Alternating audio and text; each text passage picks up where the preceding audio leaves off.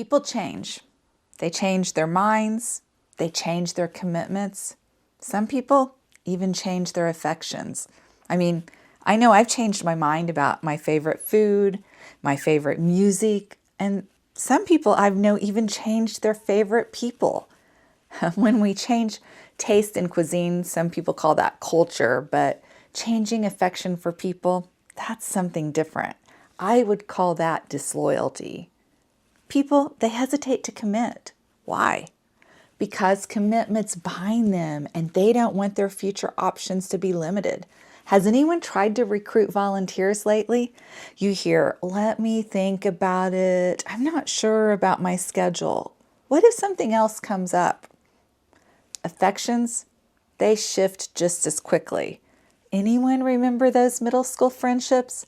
1 week you are inseparable. The next week, you're sitting alone at lunch. It's a familiar scene. When I consider the instability of the human heart, I take comfort in what Scripture says about God.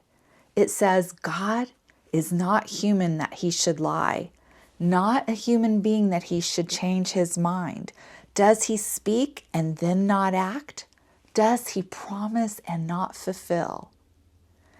That oracle by Balaam emphasizes that God's declared purposes are not subject to revision, for God's gifts and his call are irrevocable. That's Romans 11:29. There, Paul's speaking specifically of God's covenant promises to Israel, promises that he does not revoke. God doesn't fluctuate as we do. His purposes stand, and I am thankful for that. Last time we reflected on God's immutability, his unchanging nature. He is not like shifting shadows. Following that reflection, this week we look at the same unchanging nature in the person of Jesus Christ. Jesus Christ is the same yesterday, today, and forever. Hebrews 13:8. The original audience of Hebrews was under some pressure. They were being tempted to add to Christ, to rely on the law again. So the author of Hebrews, after declaring Christ's constancy, he's warning them against teachings that undermine the sufficiency of Christ's work. He's reminding them that Christ's sacrifice was once and for all. It needs no repetition. Jesus Christ, fully God and fully man, remains constant in his nature, his character, and his saving purpose. Even before Jesus walked the dusty roads of Galilee, he was. In the beginning was the Word, and the Word was with God, and the Word was God. He was with God in the beginning. That's John 1, verses 1 and 2. He is before all things, and in him all things hold together. That's Colossians 1:17. Jesus declares that he and the Father are one. Jesus is God. God does not change, neither does Jesus. The one who calmed the storms in the first century is the eternal Son who has always been. Jesus is not absent. He promised that he would be with us until the end of the age. Although we can't see him, we take comfort knowing that he is with us through his Spirit, interceding for us with the Father, sympathizing with our weaknesses. The reason his intercession is effective is that he lives forever and his priesthood continues permanently.